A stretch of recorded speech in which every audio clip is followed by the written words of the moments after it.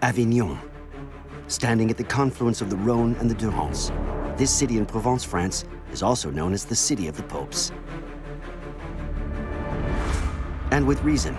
Sheltered within its ramparts are a medieval city and an edifice built more than 700 years ago. The Palais des Papes, the Palace of the Popes. Every year, 600,000 people visit this majestic megastructure, designated a UNESCO World Heritage Site. When you look at the vestiges of other buildings of this period, they're not on this scale. The Papal Palace has an exceptional 15,000 square meters of floor space, making it the biggest Gothic palace in Europe. In the Middle Ages, over nearly a century, a succession of 9 sovereign pontiffs exiled from Rome lived here, making Avignon the epicenter of Christianity. They had an immense fortified palace built, 60 meters high in places, capable of protecting the Pope and the Church's most prized possessions. It's a genuine fortress, because you quickly realize that the palace is totally impregnable. To construct this colossal edifice, the builder architects needed to innovate and rethink their construction techniques. Building a palace of this type had never been done, so they needed to adapt techniques to the problems which arose. Carpenters, blacksmiths, and stonecutters worked tirelessly to erect this architectural group, which sometimes defies the laws of physics. The Great Chapel was not planned from the outset. It was added during construction. It seems an insane architectural challenge. An extraordinary construction site in order to build a symbol of Catholic power in record time. The construction site was exceptional, and the Pope built himself a palace like no other. This outsized project wrote its name in history because from the end of the Middle Ages to the present day, the Palais des Papes has continually transformed with the centuries. You will discover all the construction secrets which went into the building of the biggest Gothic palace in Europe.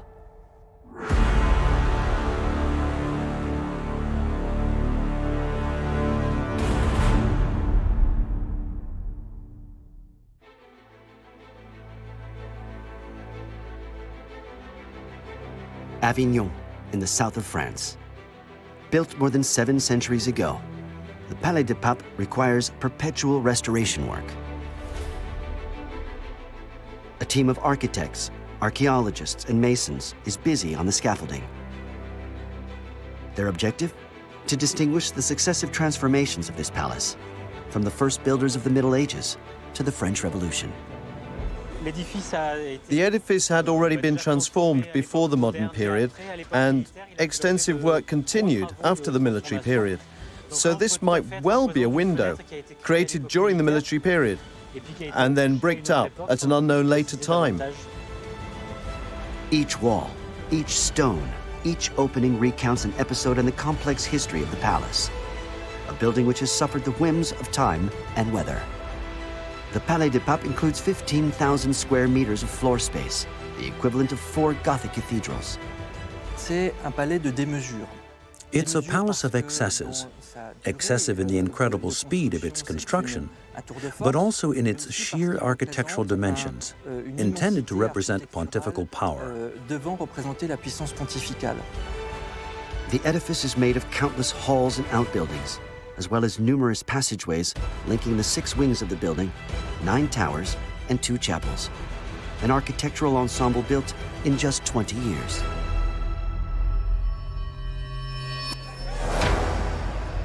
The story of the Palais des Papes begins in Rome during the 14th century. For 1,300 years, the papacy has been based in the Holy City, but the population of the Italian city had vastly increased, and large opposing factions existed. The seat of Christianity had become the scene of bloody battles. The unstable climate was no longer suitable for the running of the church. This period was marked by extremely fierce urban conflict between large families. The popes themselves were connected to some of these families. Urban unrest and the disapproval of the pontifical power made it impossible for the papacy to remain in Rome. Nevertheless, the traditional seat of the papacy was Rome. The Pope is first and foremost the Bishop of Rome. But it's true that the popes of the 13th century were in fact extremely itinerant. The popes traveled to their most far-flung lands, a long way from Rome, on the borders of two great territories. You have the superpower of the time, which was the Kingdom of France, standing all through the 13th century on the right bank of the Rhone. And on the other side, the left bank, you have empirical land, the county of Provence, which didn't belong to France at the time. At this time, the border of the Kingdom of France was at the banks of the Rhone. Dijon, Lyon, and Avignon were situated across the border. As for the popes, between these two political forces, they possessed a strategically placed territory, the Comtat Venaissin. This land standing between the Rhone and the Durance was close to Avignon, an average-sized town of 6,000 inhabitants. It quickly becomes apparent that Avignon is at an extremely interesting geographical crossroads. A privileged spot between the Kingdom of France, the Comtat Venaissin, and the Holy Empire. But Avignon also had another strategic quality.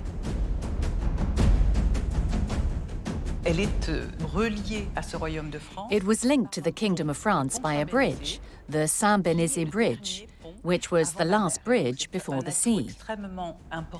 So, politically and commercially speaking, this bridge made Avignon extremely attractive.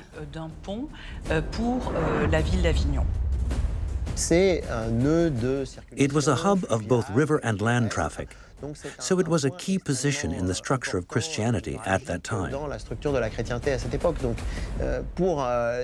For a papacy which was already itinerant, it was highly pertinent to settle in Avignon. The church decided to settle in Avignon in 1309, unwittingly starting a tradition which would last for nearly 100 years. Although it was Pope Clement V who first settled in Avignon, it was his successor, John XXII, who began a sizable challenge. That of consolidating the installation of the curia in the city and giving far-reaching financial power back to the church. And for this, he had a strategy. The basis of this taxation system was posts at the heart of the church. Each ecclesiastic nomination was accompanied by a payment. So all the abbots, bishops, and other high dignitaries of the church basically started paying the Avignon papacy at that time. They were important sums, and this was the key to the financial transformation of the papacy in the 14th century. This collection system proved extremely effective, because for the first time in the history of the papacy, power and the offices of the curia were assembled in the same place. The offices tended to move around, to load up their wagons and go somewhere else. The major innovation, which came about with the Avignon papacy, even more so than the separation with Rome, was the fact of settling. This allowed administration to be carried out much more efficiently. The small town of Avignon quickly became a financial superpower.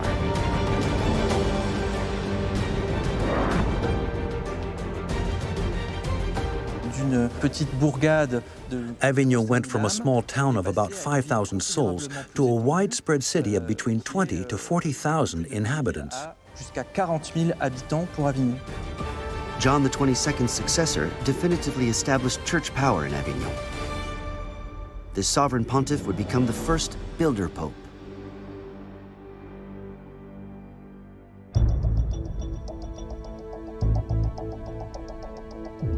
The ambition of Pope Benedict XII was to build an immense palace, capable of housing private apartments, the administration of the curia, but also numerous sumptuous halls. He wanted to be able to invite crowned heads, thereby demonstrating the power of the church.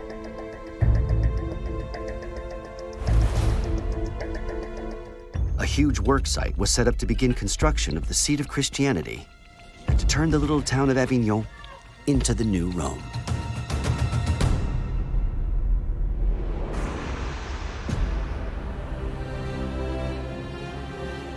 Benedict XII's project was to build one of the most imposing constructions of the time. It would be built on high ground, on a rocky outcrop overlooking the region, the Rock of Dom. This rocky promontory is about 40 meters high. This obviously represented protection from flooding. It should not be forgotten that the Rhône can be a rough river. In this way, the palace would be protected from bad weather and also be visible from 20 kilometers all around. It was April 1335 when they first broke ground. The first part of the work was to hew out of the very rock an area where the edifice could stand. They had to deal with the natural slope of the rocky ground, descending from the rock of Dom. Foundations needed to be dug into the rock itself.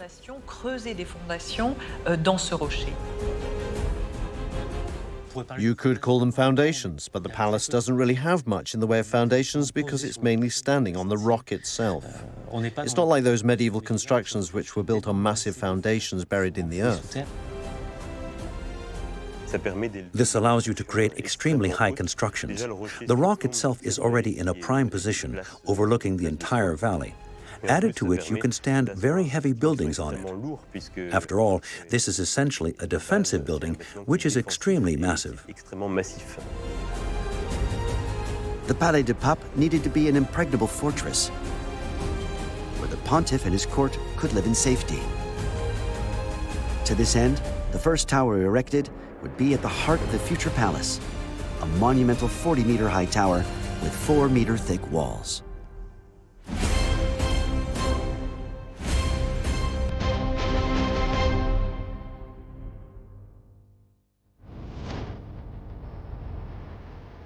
This tower needed to symbolize Christian domination in the eyes of all.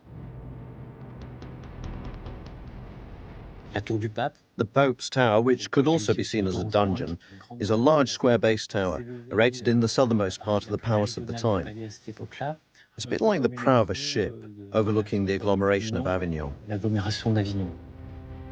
It took 2 years to construct this imposing edifice. Raising such high walls in such a short time was a considerable achievement for the time. But this speed can be explained by the construction technique used. The stones, called cairons, are just the surface coating of the edifice. Lining both sides of all the wall, they make up only 10% of the overall thickness and are there to form the casing. At the interior of the walls is a sort of concrete, an assembly of solid matter several meters thick. Between the rows of cairons, they poured in concrete, a rough form of concrete made up of lime, a small quantity of sand, and a collection of waste material. It was very well put together, compacted at each level to make it very solid. It was also much cheaper because the stones didn't need to be chiseled, you just poured them in. And to make sure that the material inside would attach itself to the stones and consolidate the facade, the builders came up with a very special technique. The technique was based on the way the cairons were laid out. The stone blocks were placed either in alignment with the wall or perpendicular to it. This was what made it possible to consolidate the masonry. These blocks are known as headers. It's these headers which guarantee the liaison between the casing and the filling of the wall. You usually have a pattern of 2 stretchers to 1 header, and you can see this clearly on the walls of the palace. It's very obvious during our observations. You can recognize the header stones in the appearance of the wall because they're generally square-shaped.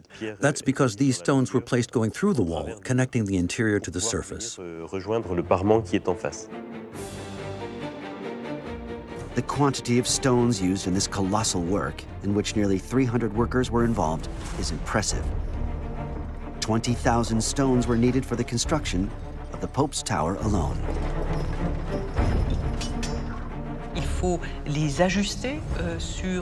They needed to be adjusted to the wall. You can imagine this extremely important activity, with numerous workers dealing with about 200 stones in a day. 200 pierres dans la journée. 1 meter 60 of the tower was built each month. Meticulous organization made this breakneck speed of construction possible. To meet this challenge, the supply chain was continuous. 12 tons of stone were brought to the work site every day. The stones were brought in from nearby, the other side of the Rhône, in Villeneuve-les-Avignon. This quarry became known as the Mas de Carles. From the riverbanks, it was uphill going, and all the stones were carried by wagon, handcart, or basket to the Palais des Papes.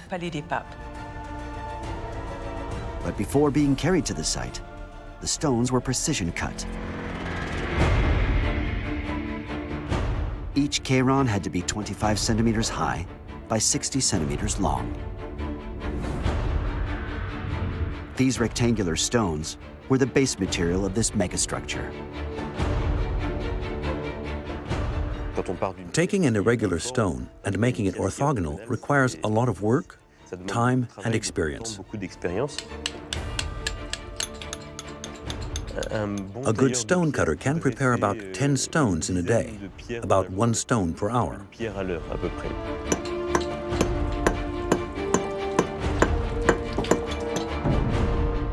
These regular-sized cheirons had an advantage for the laborers: their lightness. Each of these stones weighed 60 kilograms.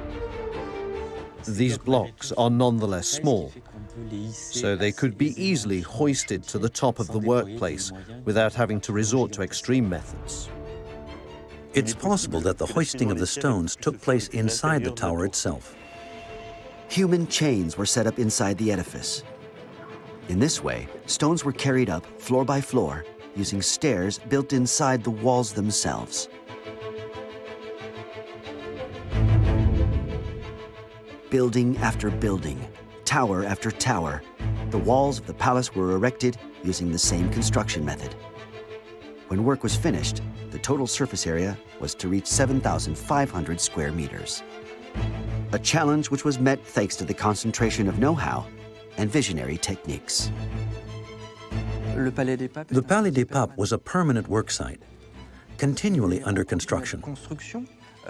You can picture this anthill of men, of skills, of laborers, of competence and knowledge, which was assembled to make this symbol rise from the ground as quickly as possible.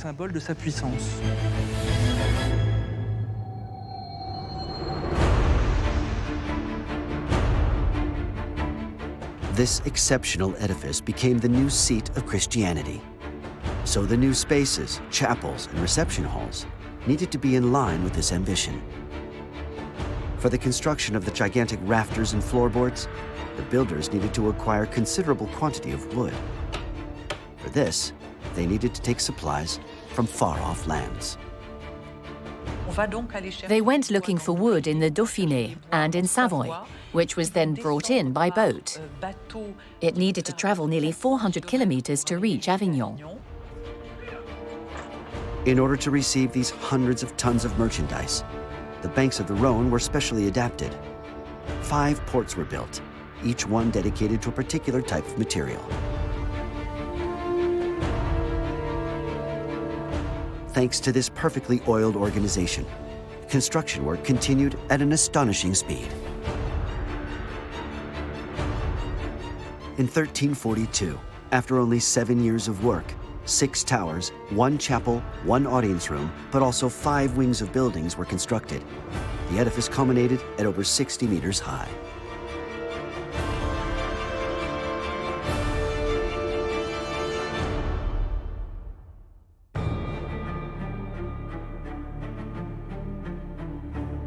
The immense edifice built by Benedict XII represents half the palace which we know today. This fortress-like palace was conceived to be able to repel attacks and thereby protect the Pope and the treasures of the Church. All the trappings of defensive architecture are present on the facade. You have the very thick walls, the buttresses. There's the whole high-up defense system with gatehouses. You have crenellations, you have machicolations, so the external architecture really has the aesthetic of a fort. The numerous arrow slits allowed the guards to fire arrows. They could equally throw projectiles through the holes in the machicolations and in the corbel arches.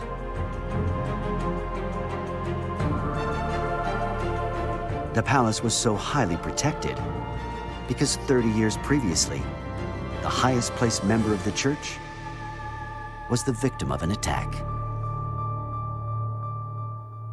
In 1303, Pope Boniface VIII had suffered a severe aggression from Philippe le Bel's men in his Anagni residence. One of the king's men, accompanied by a military squadron, managed to enter the Pope's apartments by force.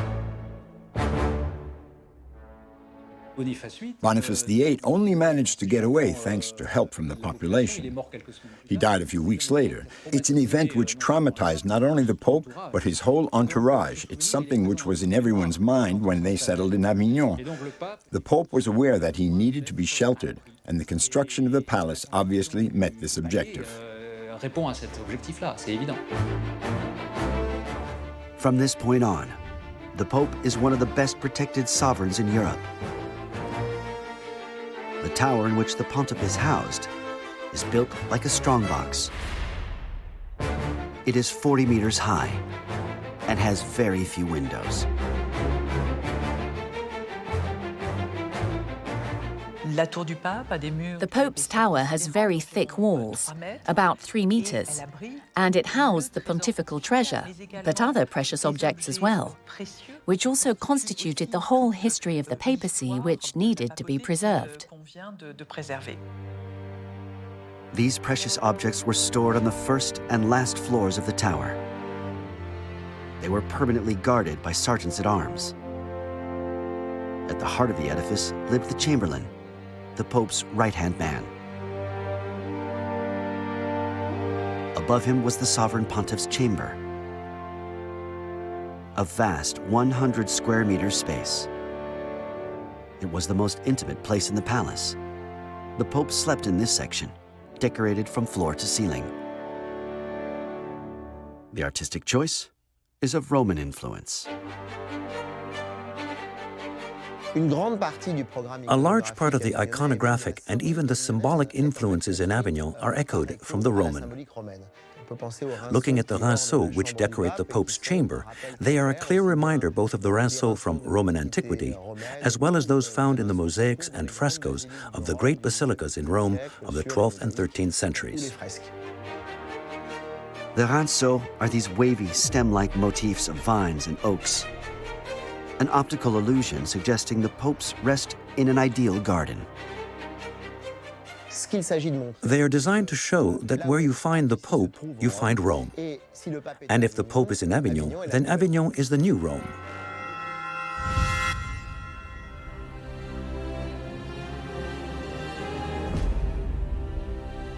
To compete with the eternal city, the interior of the palace needed to reflect the standing and the vast scope of the power of the church. The reception halls are immense in order to accommodate diverse ceremonies, but building such volumes required extreme ingenuity.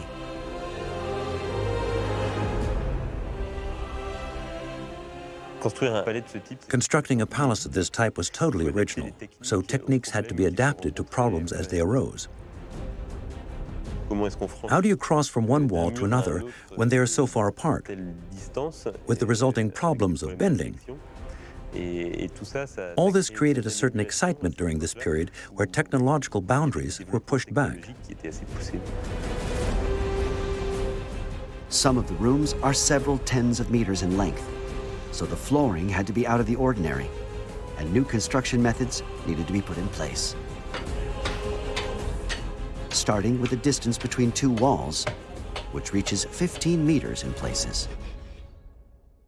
Flooring was constructed using two principal beams, intermediary beams, with additional smaller beams in the other direction. This composite flooring made it possible to cover large surfaces.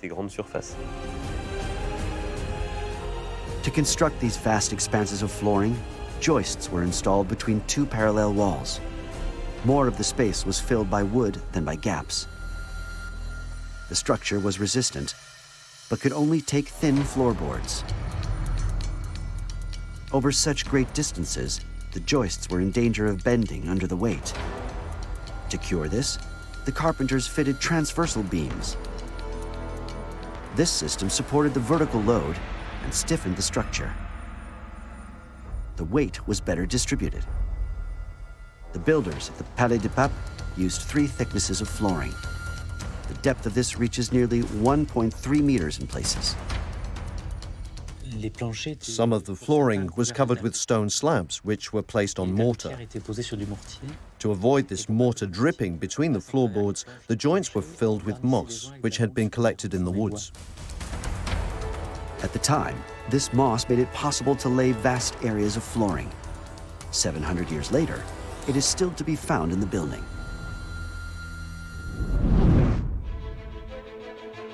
Numerous spacious halls are dotted around the palace. Some were intended to receive cardinals, others to accommodate religious ceremonies. The most expansive of them was designed for holding the great feasts. The Great Tinel stands in the north of the edifice. This exceptionally large hall is 48 meters long by 11 meters wide. The highest part of the ceiling is at 19 meters.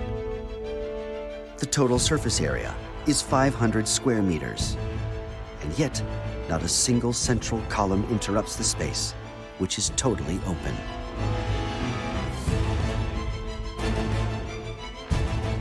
This reception hall was once entirely decorated, but a major fire destroyed the paintings and canvases.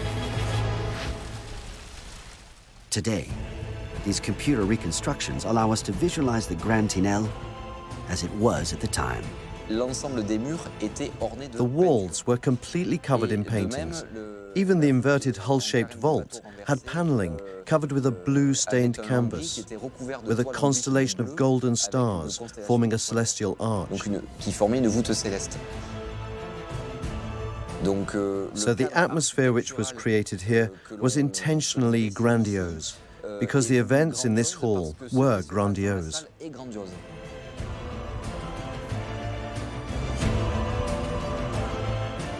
This is where the greatest feasts of the medieval period were held. Hundreds of people were seated, kings, lords, dignitaries. The Pope looked down on his guests from a raised platform at the south of the room.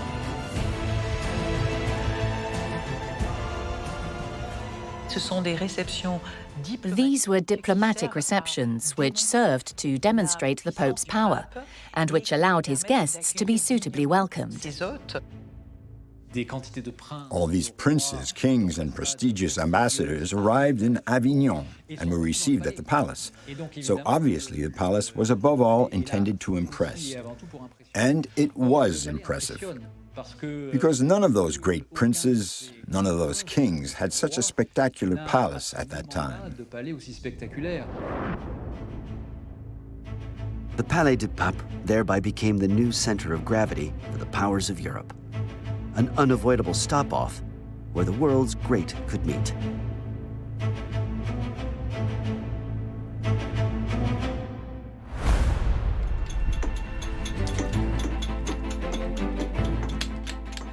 When, in 1342, after 7 years of monumental work, Benedict XII died, his successor, Clement VI, decided to carry on this ambitious project. Clement VI was a clever diplomat in the service of the King of France, and a visionary who would give the edifice extraordinary bearing. The construction work which he undertook was to increase the size of the palace from 7,500 to 15,000 square meters. To achieve this, he surrounded himself with the best decorators and craftsmen of the period. Together, they were to sublimate Gothic art. But this project was to encounter numerous obstacles. because some of these constructions flirted with the limits of the laws of physics and threatened to cause the collapse of the edifice.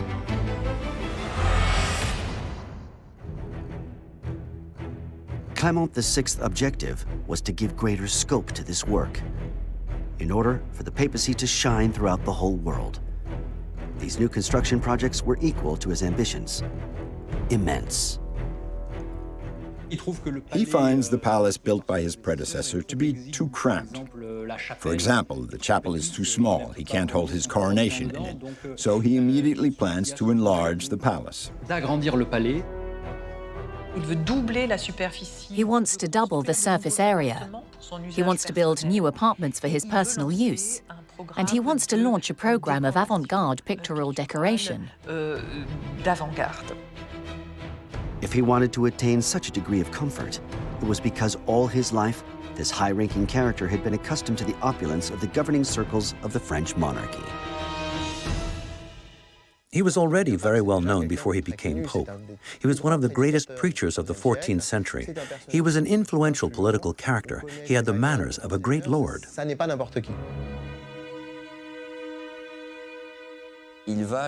His own ambitions for construction and decoration of his palace were on an even greater scale than those of Benedict XII. Clement VI based himself upon the existing palace in order to construct a much larger and more ambitious new ensemble. An architectural vision which he baptized Opus Novum, new work. For this, he called in an architect trained in Gothic constructions, Jean de Louvre. Jean de Louvre, who came from the Paris region, brought a Gothic vision with him to Clement VI and to the palace's architecture. Classical Gothic, with particular forms still visible today. Flat wooden ceilings made way for a multitude of ribbed vault ceilings, as can be found in the Grand Audience Hall, but also in the Grand Chapel. The construction of the stone ceilings required technical know-how. The forces they exerted, the weight of the materials needed to be closely studied. But Jean de Louvre was a grand master of these work sites and their techniques. He brought with him innovative techniques. Characters of the time like this can be thought of as geniuses because they had both organizational and technical skills and came up with technical innovations.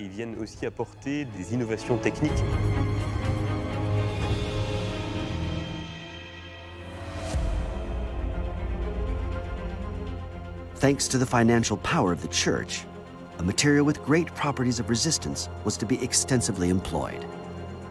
For the first time in the region, architects used iron, a very costly metal for the time. Iron was used in great quantities in the palace, and particularly to consolidate the structure of the walls. Iron was used as a means of achieving an architectural representation to defy anything already existing. In the Middle Ages, calculations of force and resistance lacked precision. Jean de Louvre therefore decided to strengthen the new structures as much as possible by using iron, particularly in the upper parts of the palace. Recent work carried out on the Palais des Papes showed that iron was abundantly used in construction, sometimes over great lengths. In particular, these stabilized upper parts of the edifice for the corbels. Corbels are pieces which jut out from the surface of the wall, with nothing beneath them. To consolidate them, they anchored a bar of iron in each corbel. So collectively, the corbels allowed an overhanging section to be built. The iron bar links it to the wall structure.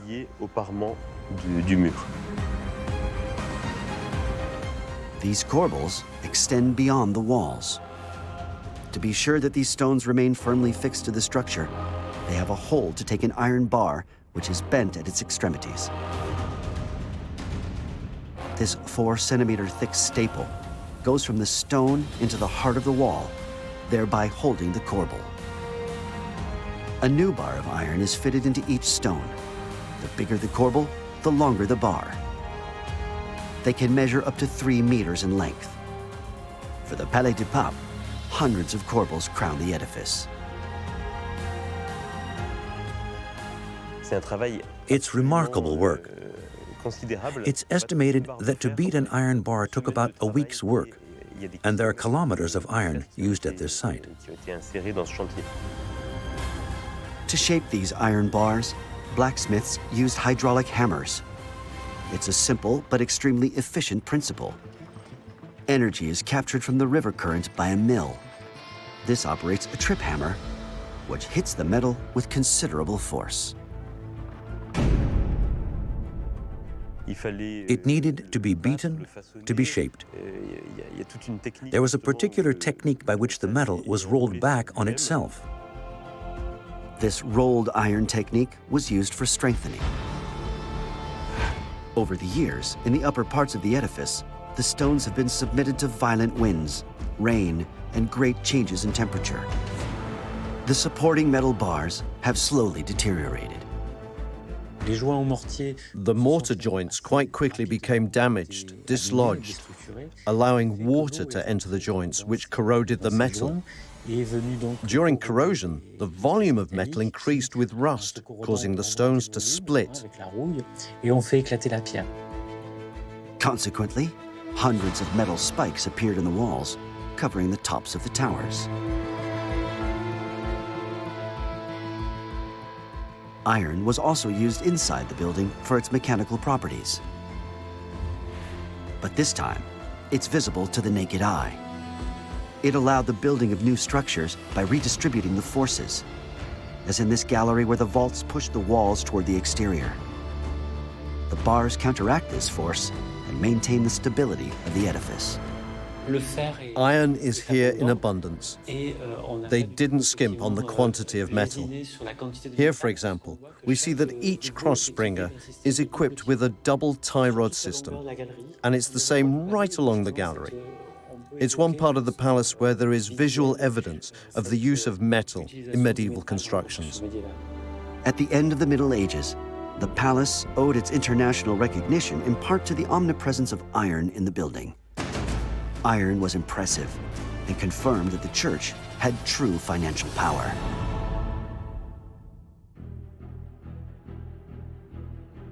Clement VI's grandiose project was to give the palace a new face.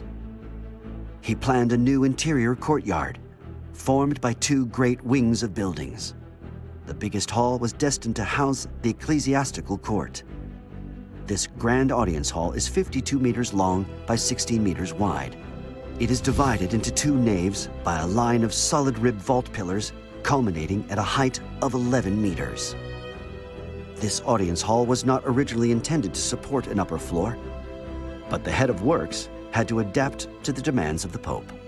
The construction of the new palace was the fruit of a constant dialogue around Clement VI's desire to build a majestic work, which was immense, both in its dimensions and in what it symbolized. This dialogue was held with Jean de Louvre, his architect, who needed to continually adapt his construction work to the demands of the pontiff.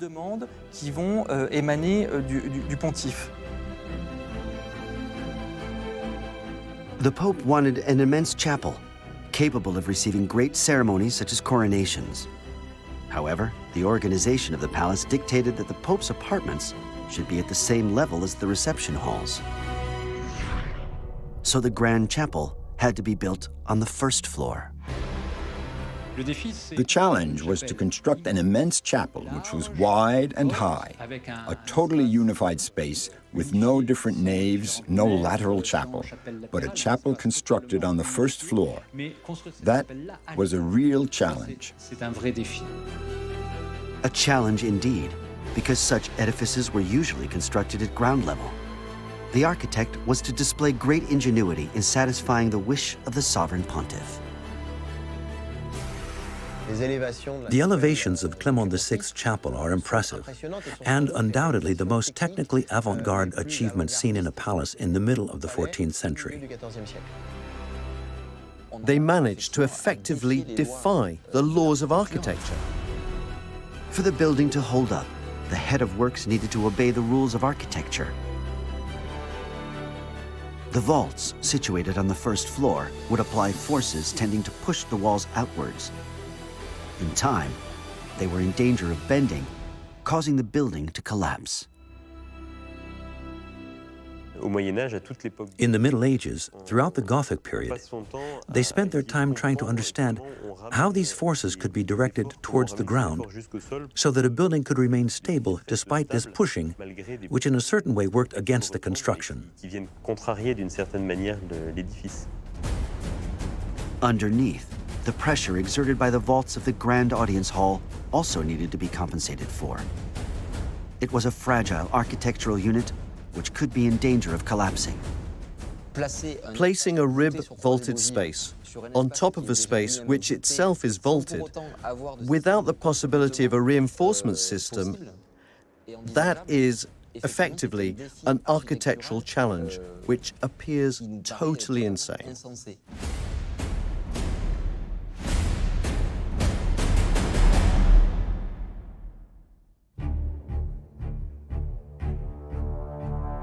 In many ways, these works seem unrealistic.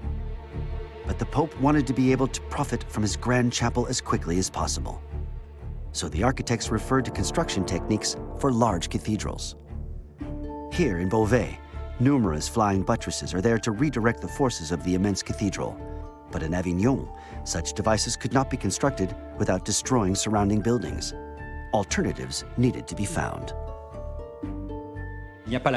There was no possibility of doing what was done in the great cathedrals of the north, putting flying buttresses everywhere, for example. So there was clearly a major challenge in this construction, which was taken up very skillfully by the architect. Having never constructed buildings of this height with such thick walls, there were no similar monuments to base their experience upon. The architects therefore chose to construct buildings at the four corners of the grand chapel. Their role would be to support the tons of pressure exerted by the bolts. To the north is the wing of a building containing a majestic staircase. To the east is the Saint-Laurent Tower, and to the west, the Gache Tower. Another tower was going to be built to the south, but the head of works came up with another solution. They had to build this enormous buttress, which straddles Rue Peyrolerie and is highly spectacular. You can tell that it was built to reinforce this new edifice, which was probably fragile at that point. This buttress is colossal. It was inserted between the palace and the habitations of the city. It measures 4 meters wide and 25 meters high. Its role is to support the forces of the Grand Chapel. Work on the Grand Chapel was reaching completion. But an event which struck Europe hard was to considerably delay the construction of the edifice. The Great Plague had been ravaging the East for 3 years and was progressing dangerously toward the West. It crossed the Mediterranean, devastating the city of Marseille before arriving violently in Avignon in February 1348. The biggest plague that Europe had ever seen hit the city. It was very impressive because this particular epidemic was an enormous catastrophe, probably the worst catastrophe that the West had ever known. It's difficult to imagine it. It was really very impressive. The accounts registers allow us to appreciate the decimation caused by the Great Plague, obviously having an impact on Avignon. Being the capital of Christianity didn't spare Avignon from the plague. We know that the Sacred College of Cardinals was almost totally decimated. 20,000 Avignon inhabitants died in just a few months. This impressive loss had an impact on all the city's activities, including the continuation of building work at the Palais des Papes. It paralyzed work on the palace for several months. The Grand Chapel was in construction at the time. It wasn't yet finished. They were in full swing. Work slowed down because the plague had an impact on the population. and therefore on the population of laborers working on the construction of the Grand Chapel. Nonetheless, work didn't stop, but it slowed down. It took the laborers 4 years to finish the Grand Chapel. 1348. It was now 39 years since Christianity settled in Avignon, and yet the popes still weren't really at home. The city belonged to the Countess of Provence and Queen of Naples. At this period, Queen Joanna I found herself in a delicate situation because she was suspected of having murdered her husband. The queen needed to flee Naples and asked for protection from the Pope. Clement VI took advantage of the situation to buy the city of Avignon. Queen Joanna needed money, and Clement VI wanted and needed to complete the territorial construction of the Comte Venaissin. So he bought Avignon for 80,000 florins. 80,000 florins was a considerable sum if you weigh it up against the 400,000 florins which had gone into the construction of the palace. Avignon officially became a pontifical city. This acquisition strengthened the presence of the popes in the region. For 30 years, 3 popes were to succeed one another in Avignon before the church went through one of the most serious crises of its history.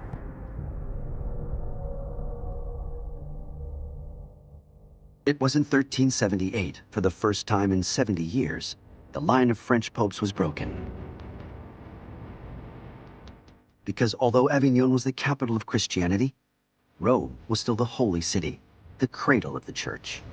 The return was inevitable, to the point that in April 1378, the Sacred College met at the Vatican to elect a new pope. Under pressure from the Roman cardinals, it was an Italian who was elected, but one part of these cardinals rebelled and elected a pope from Avignon. This was the beginning of a second papacy in Avignon, in the Palace of the Popes, but an Avignon papacy which was now contested, schismatic, as they say, because it had a competitor, which was Rome. The church, which was supposed to be one and indivisible, was torn apart. It was the papal schism. To regain unity, the King of France asked the Avignon Pope Benedict XIII to retire.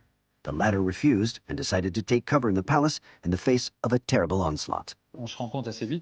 They realized quite quickly that the palace was in fact impregnable. Despite the violence of the assault, it was particularly characterized by an artillery duel, using both traditional artillery with catapults and at the same time artillery using gunpowder, which was an innovation for a siege of this type. There was artillery on both sides, so needless to say there was damage, particularly to houses around the palace. But the palace stood firm. The fortress stood firm. For 5 years, Benedict XIII shut himself up in the palace, under close surveillance. Finally, one night in March 1403, he managed to escape in disguise. It was not until 1417 that Rome once again became the seat of Christianity. In Avignon, the Palais des Papes remained occupied by high dignitaries of the church until the Revolution.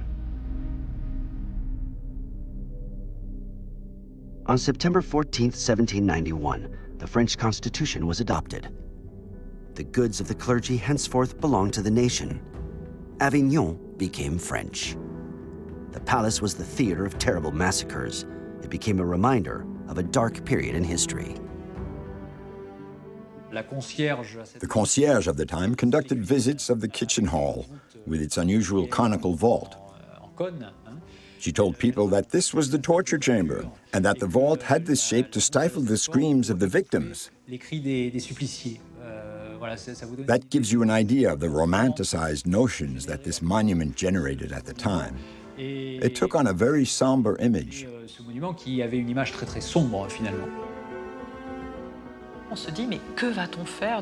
People asked themselves what they were going to do with this vast edifice. A radical approach to the problem was decided upon in 1792, because the city council decided to destroy the Palais des Papes, the Palace of the Popes. They didn't call it that at the time. They called it the former Castle of the Popes. On the 1st of October, they decided to destroy it. The palace was falling into ruins. The city was counting on this destruction site to find work for part of the population. but its massive and unshakable structure made it totally indestructible. The 15,000 square meters of the immense construction were finally turned into a prison, then a military barracks. It was quite a transformation because it was adapted so that 2,000 soldiers could live there and carry out their exercises. It was also quite a transformation because they were to remain there for a century, that's to say, for as long as the popes and their court did. The military engineering barracks was only evacuated in 1906, so that the Palace of the Popes could be opened for visits as of 1907.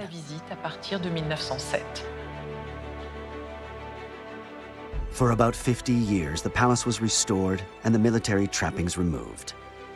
Today, the huge Cour d'Honneur is home to the Festival of Avignon each year, one of the most important events in the international theater calendar. For 7 centuries, the Palais des Papes has managed to cross the ups and downs of history. From the sumptuous residences of sovereign pontiffs to the Festival of Avignon, the Palais des Papes has never stopped reinventing itself.